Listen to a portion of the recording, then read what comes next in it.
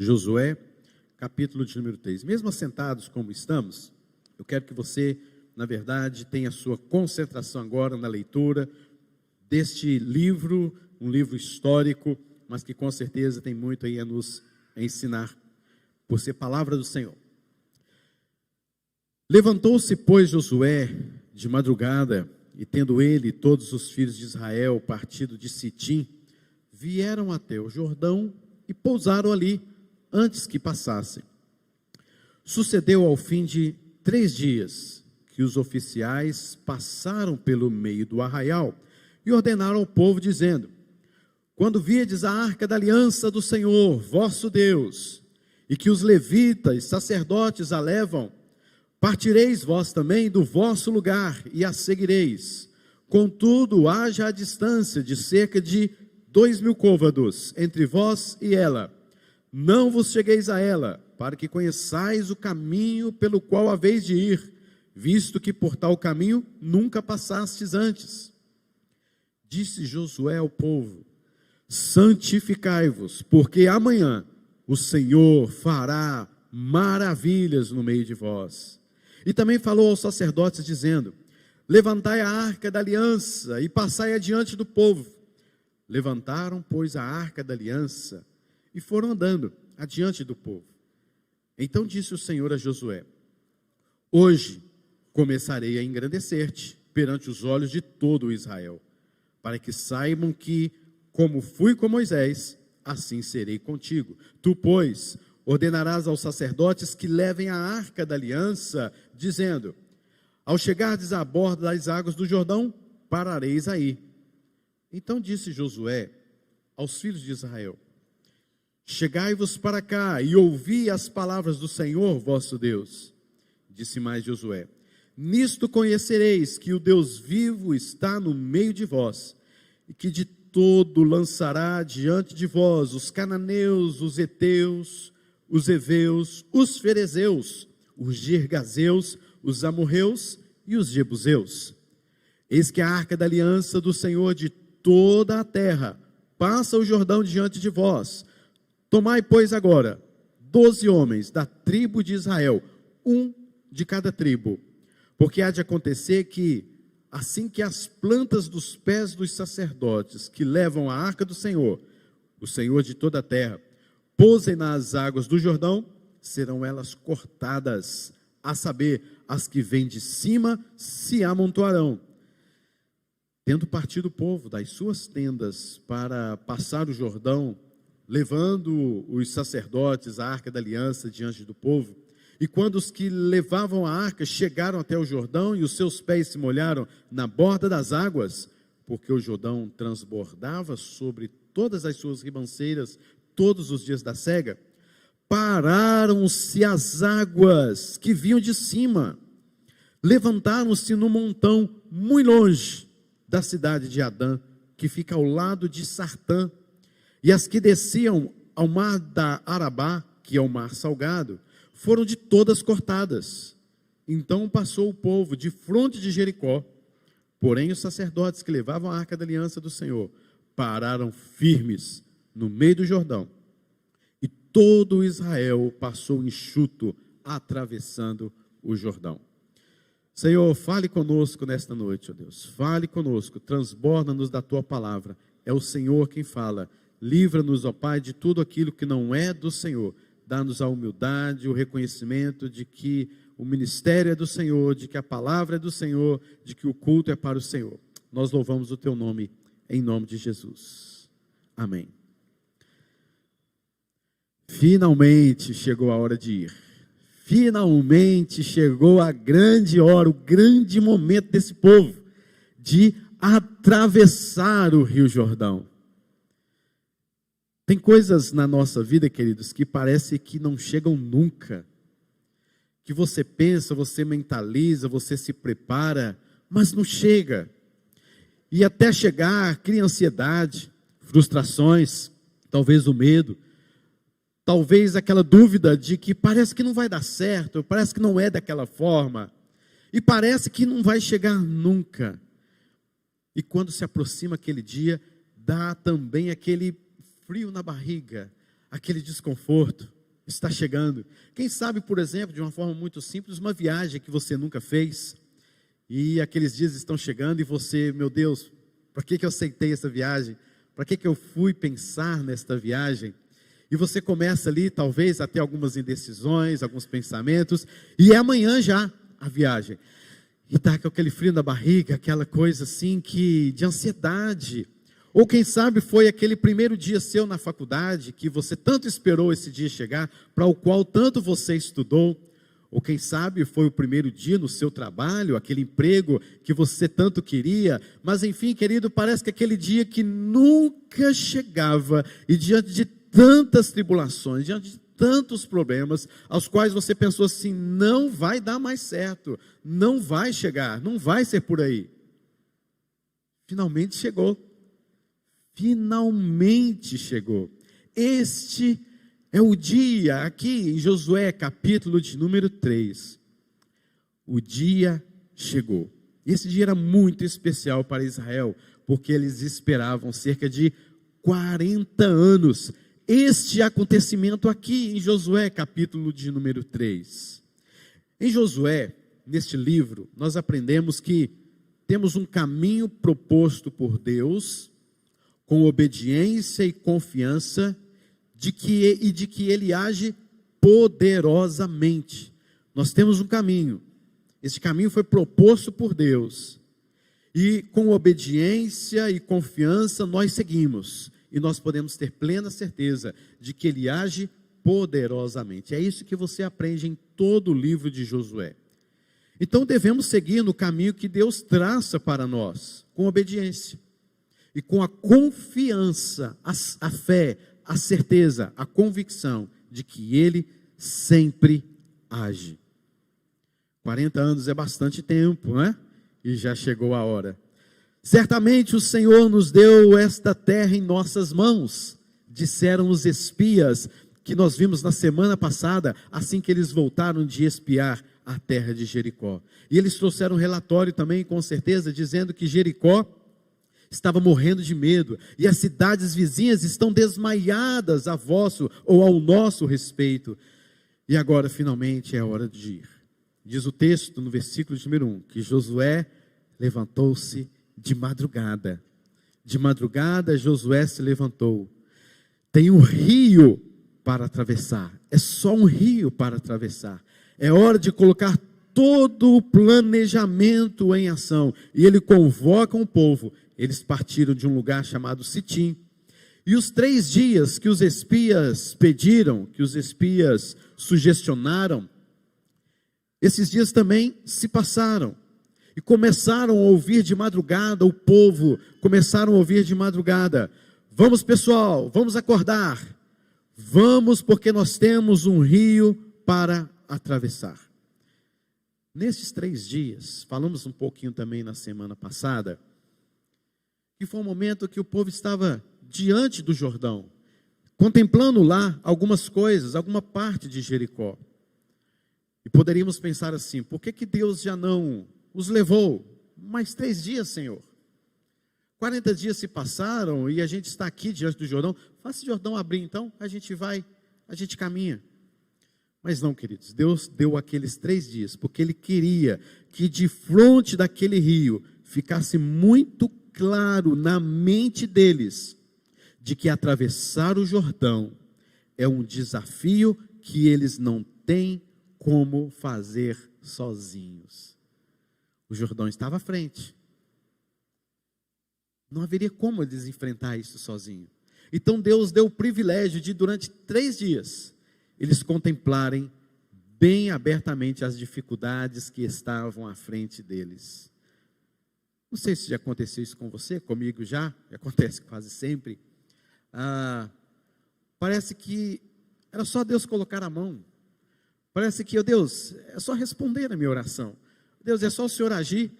E Deus parece que demora na nossa percepção. Na verdade, queridos, na nossa percepção, Deus está demorando para que você perceba que você não pode fazer nada sozinho, que você depende dele. Não é um passe de mágica, não é um determinar e acontece. Não é dizer uma palavra mágica e o mar vai se abrir, e o rio vai secar-se, e pronto, eu tenho um Deus que é todo poderoso. Não é isso que Deus quer, não é uma fé superficial. Muitas vezes Ele demora a nos ouvir e faz a gente contemplar o Jordão, para que a gente mentalize e olhe o tamanho da sua dificuldade. Contemple, você não pode fazer absolutamente nada sozinho.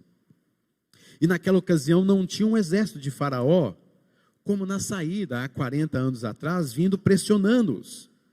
Mas tem muita água do mesmo jeito que o Mar Vermelho lá atrás. O versículo de número 15, olha que espetáculo. O versículo de número 15, o autor coloca entre parênteses, porque o Jordão transbordava sobre todas as suas ribanceiras, todos os dias da cega. Era a época que o Jordão estava com um fluxo ainda maior. De todos os anos, de toda a época, esta era a época que o Jordão transbordava sobre as suas ribanceiras. Agora pronto, não bastasse um rio Jordão, como agora o seu transbordamento.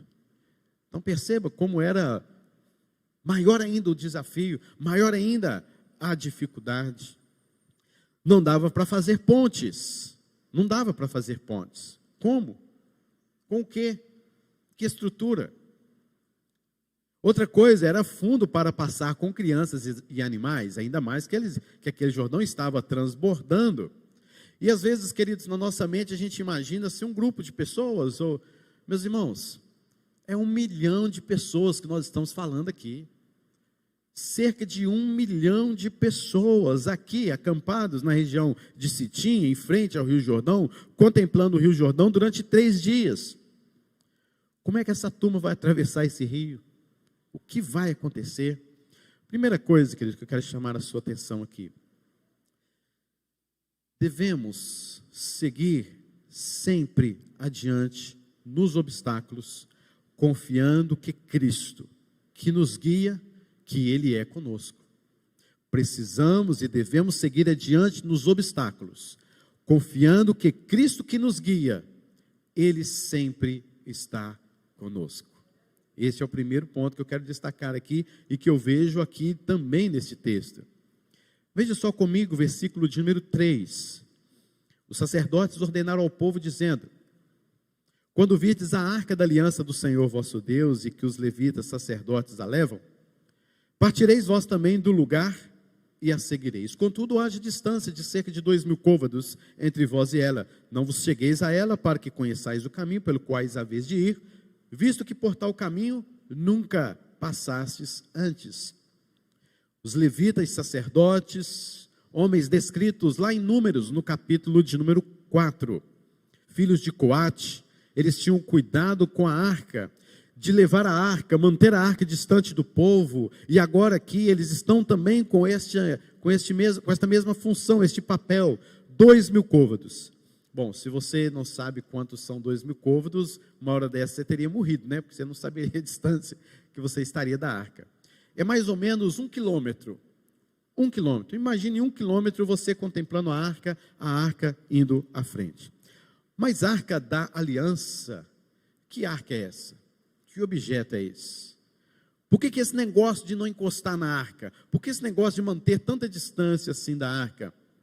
A arca era um simbolismo maravilhoso da própria santa presença do Senhor junto ao seu povo. Dentro da arca tinha as tábuas da lei, dentro da arca tinha a vara de Arão, dentro da arca tinha regras do próprio pacto, era o símbolo da presença de Deus, símbolo do Deus conosco. E a gente poderia lembrar, durante toda aquela caminhada no deserto, do próprio tabernáculo, que era um improviso e um símbolo do templo maior que seria construído lá naquela cidade, a qual eles iriam agora contemplar. E era símbolo ainda maior do templo que viria, o Novo Testamento, que somos nós, que somos o templo do Espírito de Deus. E havia o tabernáculo, e no tabernáculo a arca ficava no lugar mais inacessível possível, distante das pessoas, no Santo dos Santos. E todas estas regras foram dadas há 40 anos atrás. quando Deus se manifestou e ditou todas essas regras a Moisés. E o tabernáculo era bem elaborado, diversos ambientes organizados por Deus. É lógico, queridos, que não era que Deus estava dentro de uma caixinha e Deus cabia ali era só a presença de Deus. Era um símbolo da santidade, era o símbolo do poder e da glória de Deus.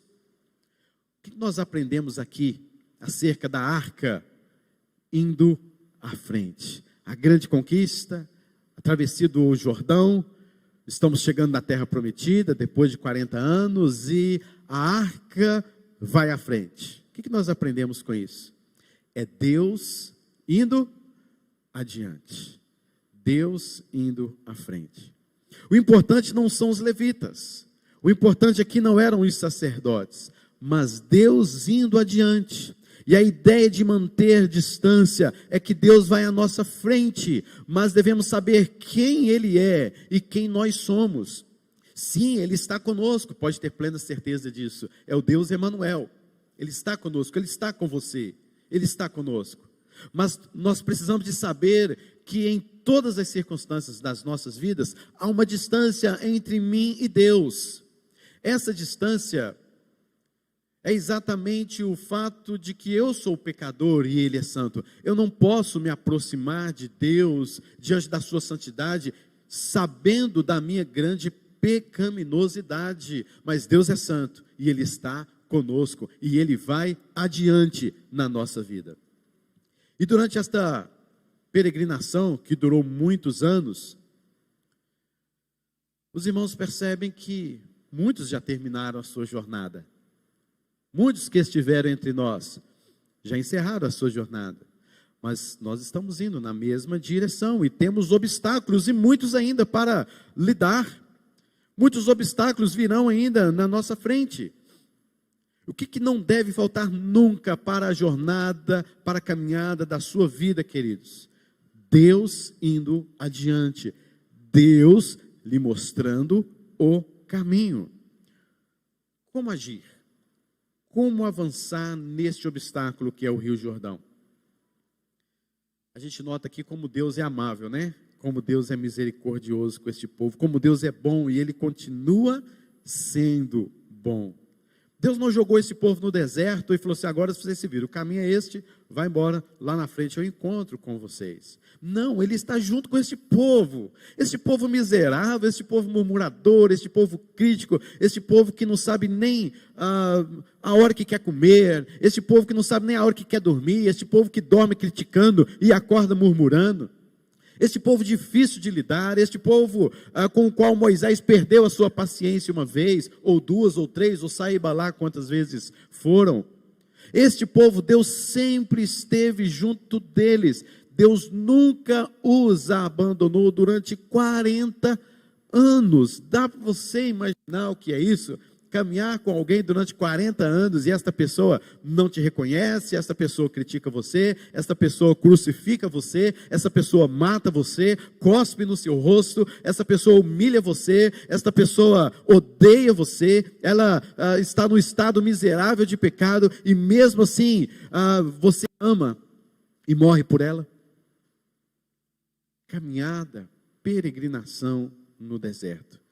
A arca vai apontando o caminho durante esta peregrinação. Ela vai guiando, ela vai direcionando a minha vida, a sua vida. E o povo contava com essa direção do Senhor sempre. Sempre contava, deveriam contar com o caminho que o Senhor Deus lhes apontava. Aí você pergunta assim: mas pastor, e cadê a arca hoje então? Eu estou precisando de dar uma direção na minha vida, tomar umas decisões na minha vida, e eu estou precisando dessa arca para facilitar, porque está difícil o negócio. Cadê a arca? Meus irmãos, a gente se vê tão perdido às vezes, né? Sem direção, sem saber o que fazer. Mas muito mais do que a arca, queridos, nós temos algo superior. Não pense você que você está numa posição inferior ao povo de Israel nesta época, porque o povo tinha arca e era simplesmente ver a arca e seguir. A direção está ali, simplesmente tudo ok. Não, queridos. A arca era apenas uma prévia, um pequeno símbolo em comparação ao que viria. A arca e o tabernáculo como um todo apontavam adiante de forma que a presença de Deus se tornava ainda mais impressionante. Ou seja, algo que a arca e o tabernáculo mostravam e mostram para nós é que lá adiante viria algo ainda mais impressionante.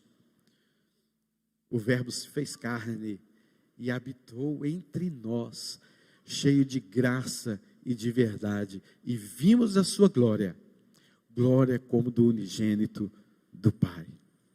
A arca apontava para isso, a arca apontava para a presença do Senhor Jesus Cristo, a arca apontava para Jesus, quem Ele seria, como Ele agiria, o que Ele viria para fazer por nós, e a arca vai adiante de nós, ou melhor, Ele, Cristo Jesus, vai adiante de nós. Você nunca vai andar sozinho, você nunca vai marchar na sua vida sozinho. O Senhor nos disse que Ele estaria conosco e que avançaria conosco até a consumação do século. Ele mesmo que disse: eis que eu estou convosco até a consumação do século.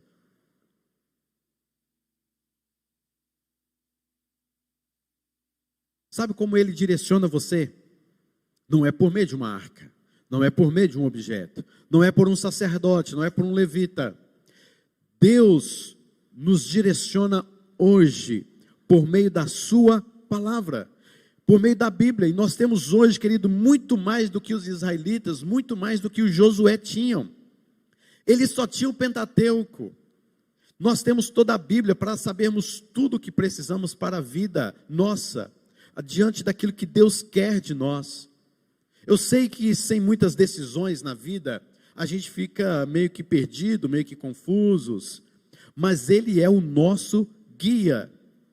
A palavra de Deus é o nosso guia, não para mostrar para você que tipo de carro você deve comprar, não para mostrar simplesmente a você que tipo de casa você deve comprar, ou fazer isso, ou fazer aquilo outro, mas para examinar o teu coração e colocar diante de você critérios bons e agradáveis a Deus, acerca de como você deve decidir as coisas na sua vida e tomar uma direção nos seus passos. A palavra de Deus também nos mostra isso. Então nós não precisamos da arca, desse simbolismo, nós não precisamos do tabernáculo daquela época, mas Cristo Jesus, a sua palavra nos é suficiente. Você não está numa situação inferior aos dos israelitas cruzando o Jordão. Você tem muito mais do que isso. Você tem o Espírito Santo de Deus que habita em você. Você tem o perdão do Senhor Jesus Cristo na sua vida. Você tem toda a revelação completa da vontade de Deus, inerrante, infalível, para que você medita nela, para que ela possa te instruir. E hoje você pode dizer muito mais do que o próprio salmista no Salmo 119, quando ele diz: lâmpada para os meus pés é a tua palavra, ela é luz para os meus caminhos. Você pode dizer isso numa intensidade muito maior, porque o salmista não tinha o Novo Testamento. O salmista não tinha inúmeras de outras revelações que nós temos hoje. A palavra de Deus, que é o símbolo também daquela arca, da presença de Deus conosco, da palavra de Deus conosco. O fato não é que a gente não sabe o caminho que a gente deve seguir. O verdadeiro crente, ele sabe o caminho que ele deve seguir. A gente sabe. Mas precisamos saber se o caminho que a gente quer seguir é o que Ele quer para a gente. Se este caminho é aprovado por Deus. A gente sabe o que é melhor, mas o caminho é aquilo que a palavra de Deus nos mostra, para sabermos se é aquele caminho agradável a Deus. Sua disposição, queridos, deve sempre de seguir a Cristo em sua palavra, onde quer que ela te leve, mesmo que seja na direção de um rio enorme, que você não tem a menor condição de atravessar. Mas se é a palavra de Deus, se é a ordem de Deus, se ela está te levando para lá, confie, Ele está com você. E este é o chamado cristão, capaz de andar onde não tem nenhum sinal que a gente saiba que vai dar certo, pelo simples fato de que a gente não anda por vistas, a gente anda por fé e confia naquele que vai conosco. Este é o desafio, este é o chamado cristão. Nós somos, queridos, pela graça de Deus e pelo Espírito Santo que habita em nós, nós somos capazes de andar onde não tem sinal nenhum que a gente saiba que vai dar certo. Mas o simples fato é de que a gente não anda por vistas, a gente não anda por aquilo que a gente vê, a gente não anda simplesmente porque tem uma arca na minha frente e isso facilita. Talvez não tenha nenhum sinal para você, mas você continua confiante, andando por fé, porque você não anda por vistas, mas por fé, e confia naquele que está conosco, o Deus Emanuel. Este é o primeiro ponto, que devemos seguir adiante nos obstáculos, confiando que Cristo que nos guia, Ele está conosco sempre. Há Jordões, queridos, sim, a atravessar, mas Ele estará sempre conosco. É melhor a gente se meter no meio deste rio com Ele, do que pensar em voltar na direção do Egito, sozinhos. É melhor a gente confiar, é melhor a gente ver no que vai dar e esperar de fato, confiantemente no Senhor, que Ele vai cumprir aquilo que Ele prometeu, Ele vai abrir o mar. Então vamos confiar, vamos esperar. E então, em segundo lugar, Deus nos chama a, no caminho, sermos obedientes e confiando que Ele fará todo o necessário para a gente avançar. Ele fará todo o necessário para a gente avançar. Portanto, no caminho, seja responsável. Na sua jornada, seja obediente. Se você observar os versículos 5 a 17, você vai ver exatamente isso. Mas primeiro, Deus espera que seu povo seja de fato obediente. Obediência não para ser salvo. A Bíblia nunca nos ensinou isso, que você deve ser obediente para ser salvo, que você deve fazer alguma coisa para ser salvo. Pelo contrário, a palavra de Deus nos mostra que Deus é quem nos salvou, a salvação é dele, pertence a Ele, Ele nos deu isso de presente. Agora, Ele requer de nós obediência e santidade. E Deus tem várias ordens aqui neste texto que nós lemos, de pessoas que foram resgatadas da escravidão do pecado para a liberdade, para a luz. E Deus vai fazer grandes coisas no meio deste povo, e Deus espera também que este povo, faça grandes coisas. A primeira coisa que Deus falou para este povo aqui, uma ordem, é exatamente essa que nós já vimos, que é não chegar perto da arca. Mas uma outra coisa agora, nesse segundo momento, é santificai-vos. Santificai-vos. Disse Josué ao povo, versículo 5, santificai-vos, porque amanhã o Senhor fará maravilhas no meio de vós. Que negócio é esse, queridos? Nós vamos ver isso exatamente em Êxodo 19, que, por incrível que pareça, estudamos isso hoje pela manhã, durante a escola dominical na classe de casais. E quando o povo chega perto da montanha, antes do encontro com Deus, houve uma ordem de Deus para que o povo se purificasse e estivessem prontos e lavassem as suas mãos, estivessem focados, porque Deus se manifestaria no meio deles. E aqui acontece de novo esta ordem de Deus. O fato é que haveria uma grande manifestação do agir de Deus e todos deveriam estar plenamente focados. Deus estava fazendo coisas maravilhosas no meio daquele povo, e neste dia seria algo especial mesmo, seria algo extremamente especial. Deus já fez muita coisa, mas esse de hoje seria muito especial. Ah, pastor, então eu devo me santificar somente quando Deus vai fazer algo especial, é isso? Não, queridos, não é nada disso. Se você entendeu isso, você entendeu tudo errado. Não, senhor, nada disso. O povo de Deus vem no deserto aprontando, queridos, durante tempo, 40 anos. Uma geração morreu ali, de pessoas que vieram aprontando, murmurando, mas uma das coisas que, quando Deus fala de santificação para este povo, esta ordem, durante estes 40 anos, está muito ligada, na maioria das vezes, em relação a ídolos. Ídolos. Deus está mandando este povo se santificar, porque havia ídolos no coração deste povo. E essa era a hora ideal para abandonar os velhos ídolos, porque o povinho que gostava de um ídolo, viu?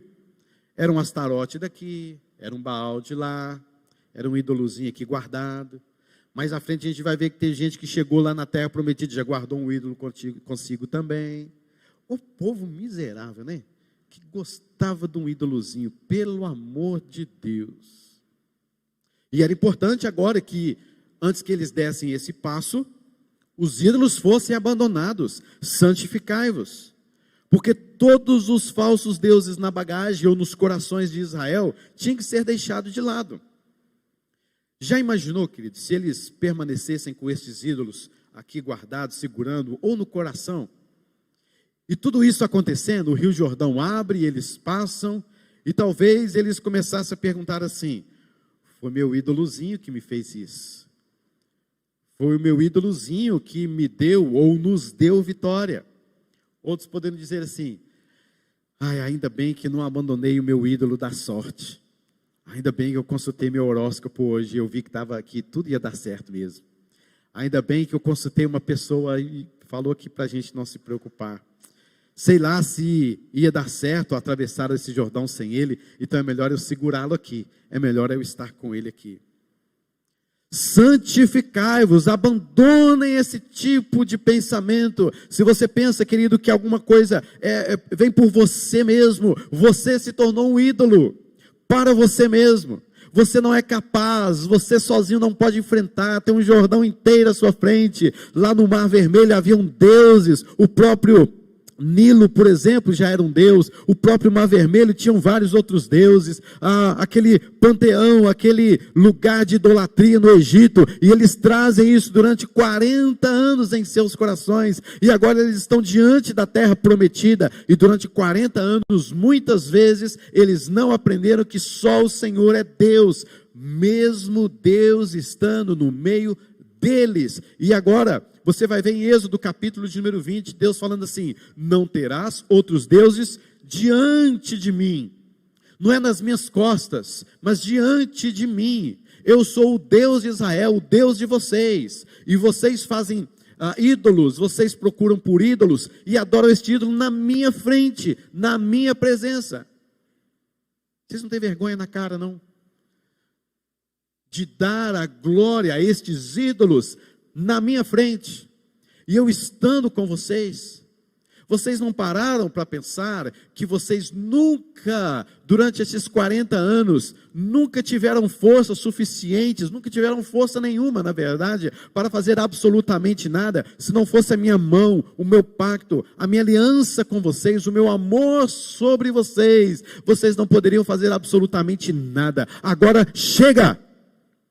Santifiquem-se, abandone estes ídolos, deixe de lado o pecado de vocês, deixe de lado toda a murmuração. Agora chega, basta, acabou aqui.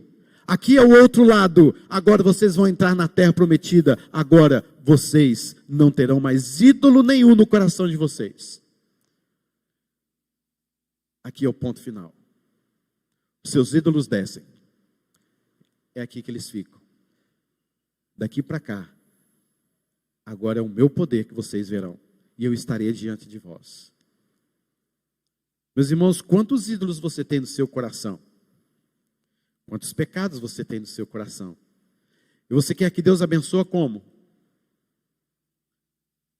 A terra prometida, você já entrou nela, por meio de Cristo Jesus. A jornada já começou, você já está nessa terra. Não é somente lá no céu, não. A jornada já está aqui conosco. E muitos de nós, às vezes, criticamos esses homens que tinham tantos ídolos. O bezerro de ouro, uma ilustração muito clara e clássica. Mas nós percebemos que nós, hoje, mesmo adentrando em Cristo Jesus, na nova vida com Cristo, mesmo cientes de que nós somos novas criaturas e que as coisas antigas se passaram e eis que tudo se fez novo, ainda assim nós carregamos conosco, dentro do nosso coração, vários tipos de ídolos. Meus irmãos, é necessário ainda hoje você se santificar. Santifiquem-se, abandonemos os nossos ídolos. Talvez o ídolo seja você mesmo. É hora de abandonar este ídolo. Quanto mais longe do Senhor você estiver, menos você percebe a mão dele agindo. Menos os seus pensamentos se voltam para ele. Menos você percebe que ao seu redor Deus está fazendo maravilhas. O que Deus estava fazendo é o seguinte: agora vocês vão abandonar esses ídolos, ponto final deles aqui, porque se vocês tiverem esses ídolos, vocês não verão toda a minha glória e o meu poder fazendo as coisas. Vocês estarão cegos. Vocês não reconhecerão a minha ação no meio de vocês. Vocês levarão estas ações para outros deuses, ou quem sabe para você mesmo. Então, queridos, talvez você não tenha visto a ação de Deus na sua vida. Talvez você não tenha visto as maravilhas do Senhor Deus na sua vida, porque você carrega consigo um pecado, um ídolo, e você dá muito mais força, por isso é o ídolo. Você alimenta muito mais a este ídolo do que alimenta a sua aproximação, a sua intimidade com Deus. Por isso você não vê Deus agir na sua vida. E quando você, querido, abandona o ídolo, quando você se desfaz, se desfalece na presença do Senhor, você olha para dentro de si, e você vê que você não é nada. Você começa a perceber nos mínimos detalhes a ação de Deus, o mover de Deus na sua vida.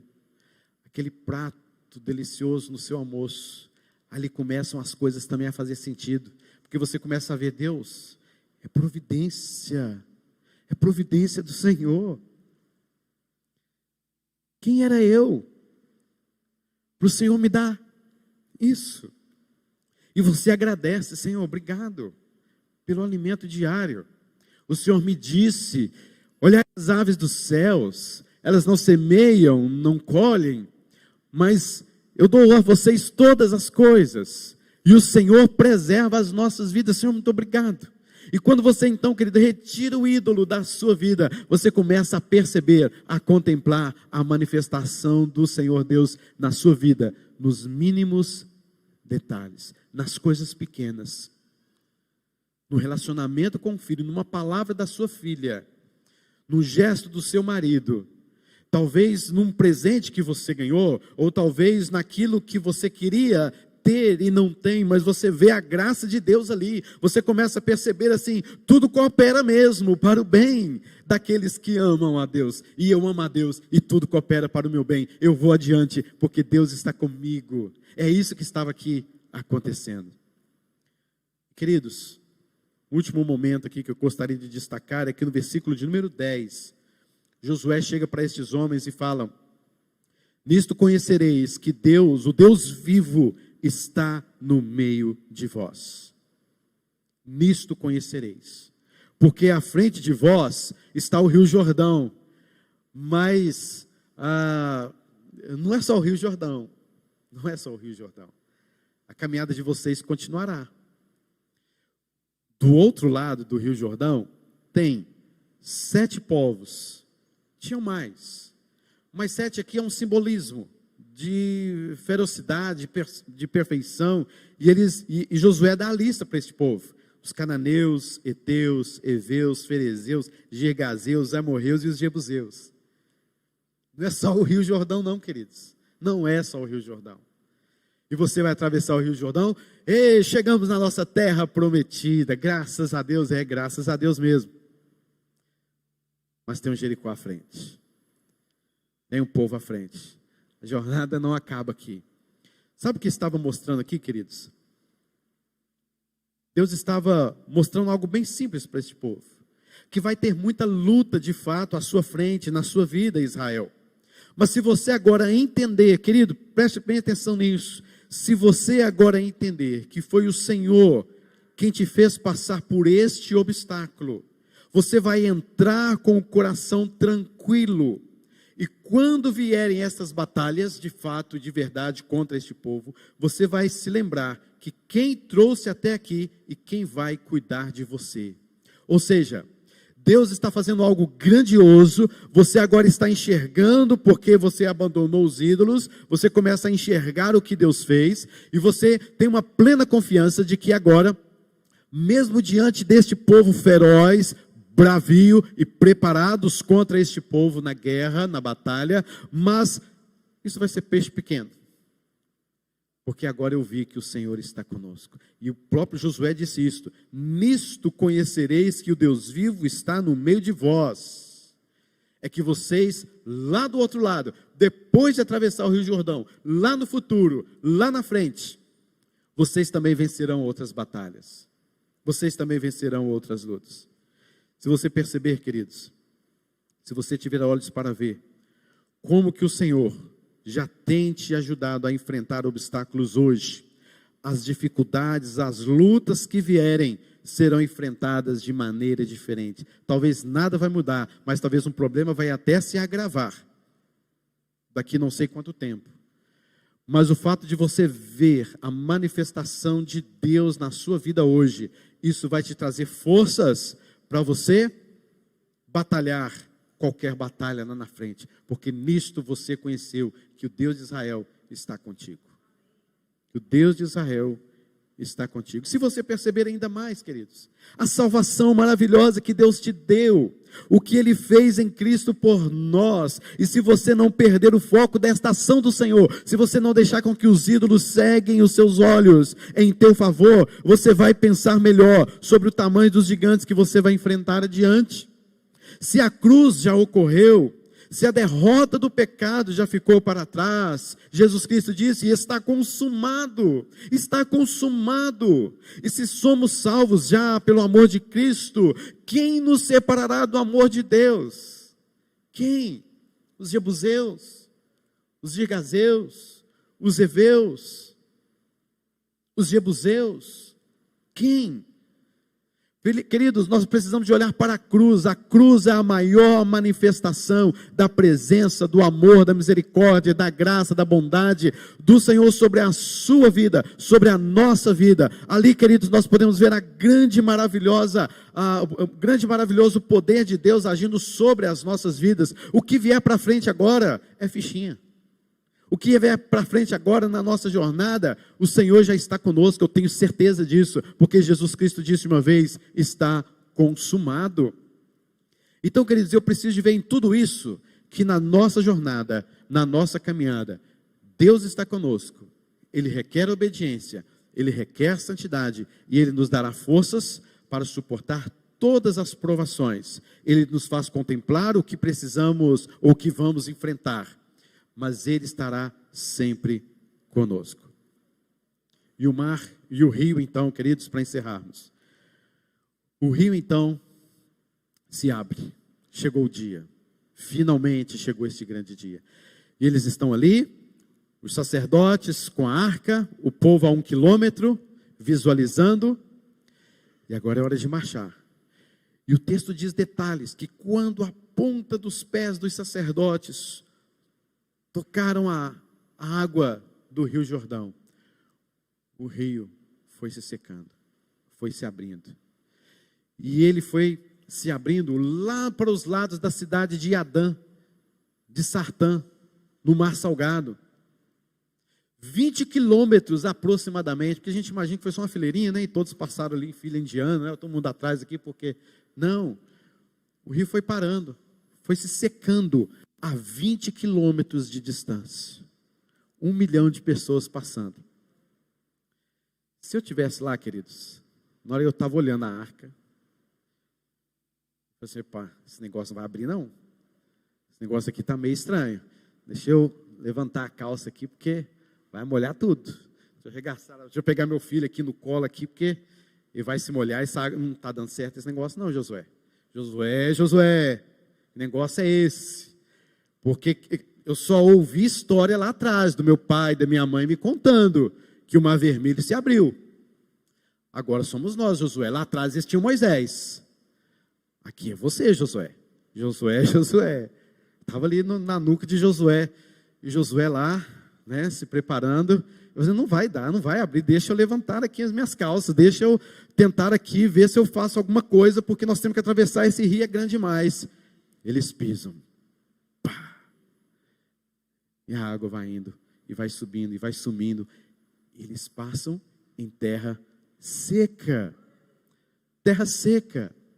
As crianças poderiam caminhar, as pessoas idosas poderiam passar, os que tivessem ali algum tipo de deficiência poderiam passar. Nós poderíamos ali sair cantando e regozijando, porque o rio se abriu, e ele está longe de nós, e nós podemos passar livremente com o Senhor. Deus estava sim com aquele povo, e este povo reconheceu que Deus estava com eles, e os ídolos ficaram para trás, e hoje eu posso contemplar a maravilhosa graça de Deus e bondade do Senhor na minha vida, abrindo o Rio Jordão, cuidando de mim, porque Ele está comigo. Eu não sei que Rio Jordão precisa de abrir na sua vida, eu não sei, mas se Deus mandou você para lá, vá, Deus vai dar um jeito, Deus tem poder para transformar o que for. Se é promessa dele, ele vai cumprir. Ele vai cumprir. Queridos, acalme o seu coração e aquiete-se diante do Senhor. Se ele abriu o Jordão, se ele abriu o Mar Vermelho, se ele morreu na cruz, abrindo a nossa estrada para nos achegarmos até a presença de um Deus Todo-Poderoso, as outras coisas são mínimas, são pequenas, e você pode ir adiante sabendo que Deus está contigo. E o Rio Jordão se abriu. Com essa segurança, avance com mais coragem, queridos. Fé é fé. Nós não vimos nada. Nós não estivemos lá no Mar Vermelho. É fé. E vamos de fé em fé, mesmo sem sinal nenhum. Mas o Senhor está conosco. Que Deus te abençoe nesta caminhada. Que vençamos os obstáculos, não por nós mesmos, não pelos nossos ídolos, mas pela graça e pela misericórdia do Senhor, que Ele disse que estaria conosco.